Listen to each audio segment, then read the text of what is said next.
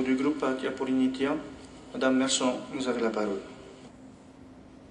Merci Monsieur le Président, bonjour Madame le Ministre et bonjour chers collègues. L'examen du compte administratif du CFPA est l'occasion de nous interroger d'une part sur la place du CFPA dans le dispositif de formation professionnelle, d'autre part sur l'efficacité de son activité au regard des moyens qui lui sont donnés, et troisièmement de nous interroger sur la cohérence d'ensemble de notre politique de formation et de l'emploi. Je ne peux pas imaginer qu'on se contente, malheureusement le rapport il est ce qu'il est, et les règles habituelles sont ce qu'elles sont. Malheureusement, on a trop tendance à s'arrêter aux questions financières. Or, l'argent est bien au service d'une volonté politique. Et notre développement suppose que nous ayons une politique de formation efficace qui réponde aux besoins de la population, mais aussi qui réponde aux objectifs politiques. Autrement dit, on ne peut pas s'inscrire uniquement dans le court terme et se dire est-ce que les comptes administratifs de 2012 sont bons ou pas, est-ce que le CFPA a bien fonctionné ou pas. C'est vraiment par rapport à une politique globale, puisque on peut dire que le CFPA est en soi, en lui-même, un bon outil.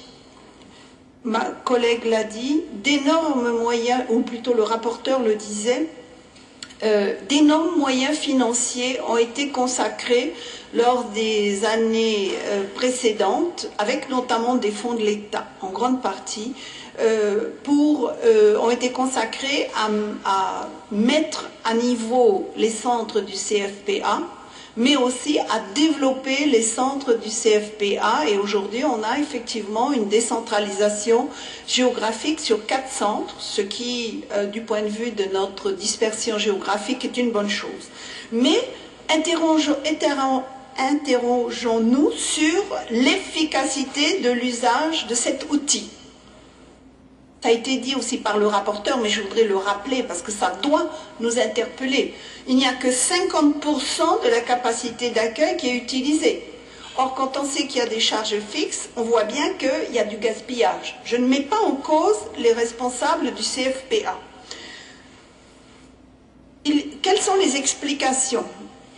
Il y a certainement un problème budgétaire. Je dirais que le CFPA a été victime ces dernières années de coups d'accordéon financiers et budgétaires.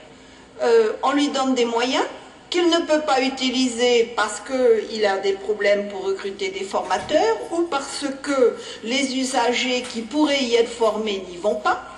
Ça doit nous interroger. Et à d'autres moments, parce que le CFPA a un fonds de roulement trop élevé, on le lui enlève. Du coup, à la période suivante, il n'a plus l'argent qu'il faut quand il a les formateurs qu'il faut. Donc il y a une incohérence qu'il faut dénoncer de la part des décisions politiques qui ont été prises ces dernières années. Et j'espère donc qu'on n'aura pas à l'avenir ce même genre de situation.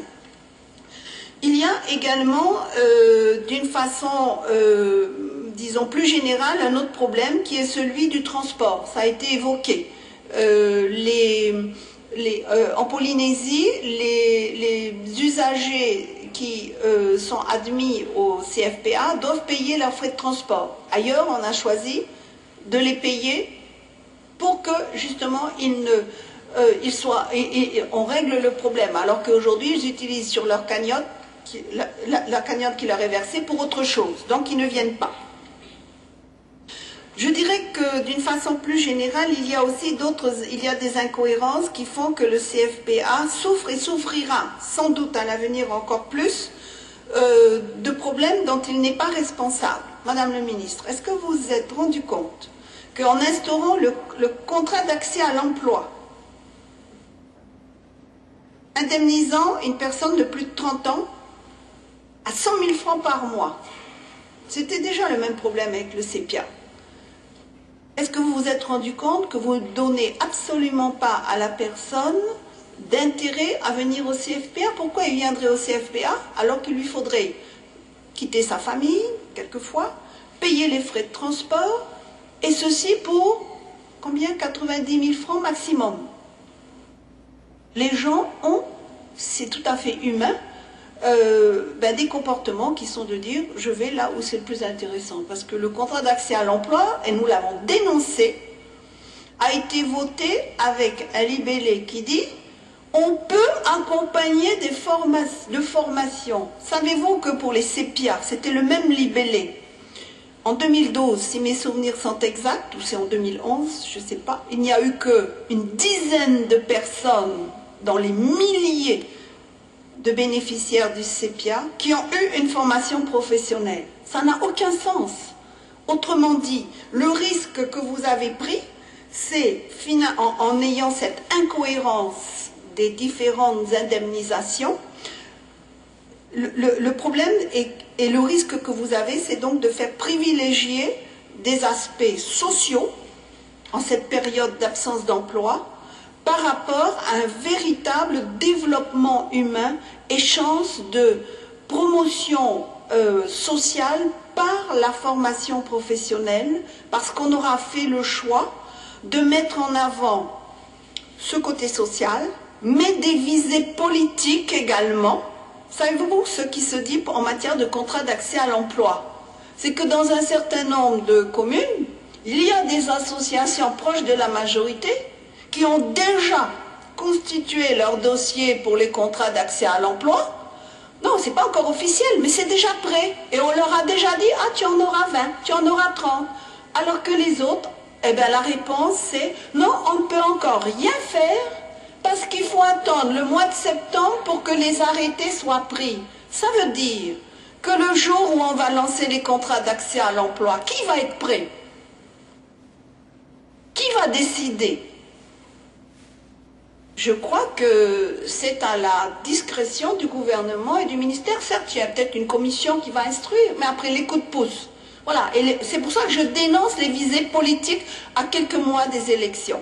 Et je le dis parce que j'aurais préféré que cet argent puisse bénéficier au CFPA et aux autres organismes de formation professionnelle pour que les contrats d'accès à l'emploi soient véritablement des outils de promotion humaine et de promotion professionnelle. Et qu'au lieu d'avoir en 2014 50% de taux d'occupation du CFP1, on approche les 100%. Là, on aura eu l'impression de faire un vrai investissement humain et non pas un saupoudrage social et politique.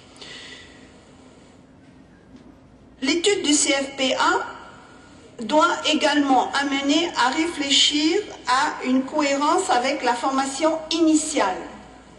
Ma collègue l'a dit.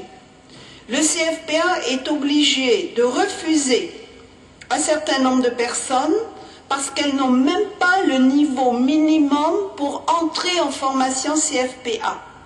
Il existe certes des dispositifs, à une époque ça s'appelait le PIOP, je ne sais pas si c'est toujours le cas, un dispositif qui permet à ces personnes de s'élever d'un cran pour pouvoir après espérer pouvoir rentrer dans des formations plus qualifiantes. Ça pose le problème de l'efficacité de notre formation initiale.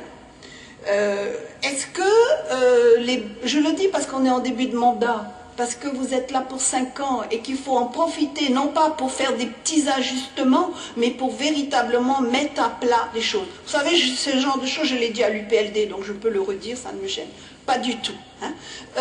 Est-ce que les bourses de formation professionnelle sont bien utilisées? À l'université, par exemple, on accorde des bourses aux élèves uniquement sur critères sociaux, peu importe les études qu'ils vont faire. Est-ce que c'est cohérent? Les bourses majorées, est-ce qu'on a un dispositif efficace pour vérifier que l'esprit dans lequel elles ont été créées est maintenu? Est-ce qu'on prépare les jeunes cadres quand ils reviennent, on parle de BTS, est-ce qu'on prépare leur insertion dans l'emploi? La cohérence également avec une vraie politique de l'emploi et de la formation professionnelle. Est-ce que le CFPA et le CFI se parlent suffisamment? Je ne suis pas sûre. Dialogue, échange, vérifie qu'ils sont bien sur des complémentarités. C'est encore plus compliqué aujourd'hui parce que vous avez deux ministères. Un qui s'occupe de l'argent du CEFI, un qui s'occupe de la formation professionnelle. C'est pas cohérent, à moins que vous dialoguez. Donc, montrez-nous que vous le faites. Beaucoup d'argent dans notre pays est consacré à la formation. Je ne parle même pas de la formation initiale, je parle que de la formation professionnelle ou en cours d'emploi. Il y a le CFPA que nous étudions.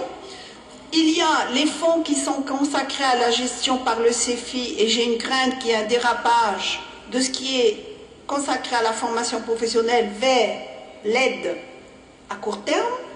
Il y a également, et je l'avais dit à M. Frébault, ministre en charge de la formation dans le précédent gouvernement, allez mettre un peu votre nez dans l'efficacité de tous les centres de formation agréés par le CEFI. Est-ce qu'il y a une évaluation? Est-ce que c'est bien utilisé? J'en ai bientôt fini. Merci. Autre organisme, celui du centre, le fonds paritaire de gestion. Notre Assemblée, je l'ai déjà dit, a voté une cotisation qui autorise le fonds paritaire de gestion à recevoir autour de 700 millions par an. À quoi c'est utilisé? Comment? Est-ce que c'est cohérent par rapport à ce que fait le CFPA, par rapport à ce que font les autres organismes de formation professionnelle? Voilà. Madame le ministre, c'était pour moi, vous êtes là, je vous remercie, c'était pour moi l'occasion de vous dire, certes, vous avez un portefeuille chargé avec celui de la santé, mais je crois que notre avenir, c'est vraiment la promotion professionnelle. Et quand on voit effectivement le nombre de jeunes qui quittent l'école et qui deviennent des illettrés, comment voulez-vous que dans notre pays, on puisse avoir une cohésion sociale si l'outil de formation professionnelle, il n'est pas à leur service également? Voilà. Donc je crois qu'il faut vraiment des réformes et non pas se contenter une fois par an à l'Assemblée d'étudier le compte administratif du CFPA et à chaque année d'entendre les mêmes choses. Merci, Madame Messeron. Merci, Monsieur le Président de la Commission permanente, de m'avoir donné, quoi, 1 minute de plus? 2 minutes de plus? 2 minutes de plus, Oh Madame là là, Messeron. catastrophe.